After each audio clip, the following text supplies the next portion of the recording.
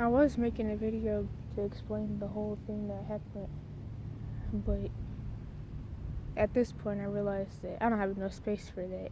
So I'm just gonna say the only thing I need to be focused on is getting out of here.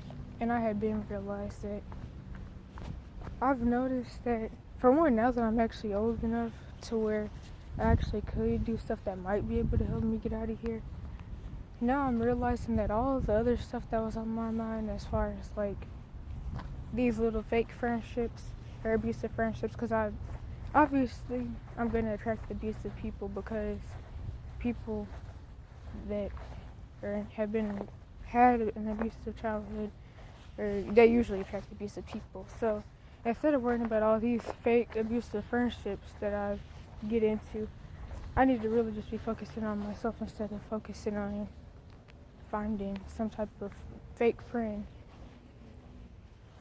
Because honestly, I have too much going on in my life to even maintain a friendship if I was to ever actually find a real friend.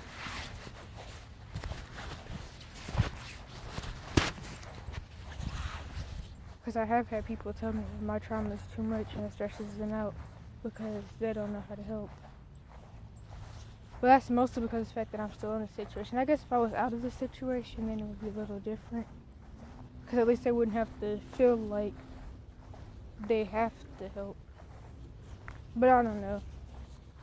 I have enough stuff going on that makes me feel bad enough to have these little fake friendships where somebody comes into my life to try to get what they can get out of me, and then say my trauma's too much and then leave. So yeah, the only thing I need to be focused on is continuing to work, getting another job, figuring out if I can get the Redbubble thing to work out, which I started the Redbubble store last summer.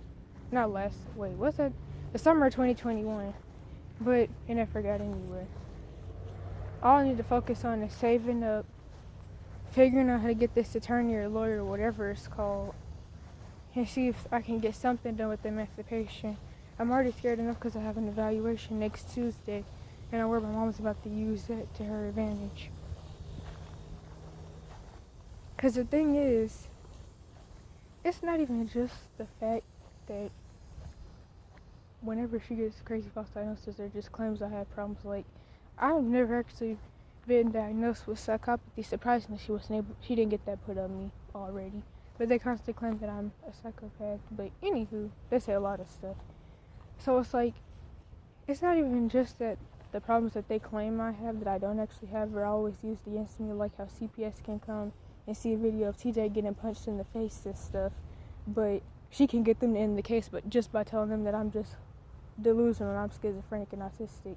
Even though autism has nothing to do with delusions or hallucinations, so I don't even know how she always manages to pull that off.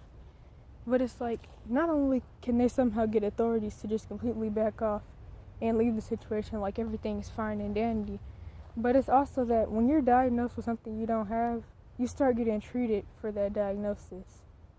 So the thing is, if I actually was autistic, with the whole schizophrenia thing happening, that would have meant that I was autistic getting treated for schizophrenia. But I mean, since I was never schizophrenic anyway, it's still bad enough that I was being treated for something like that when I never had it. So it's like,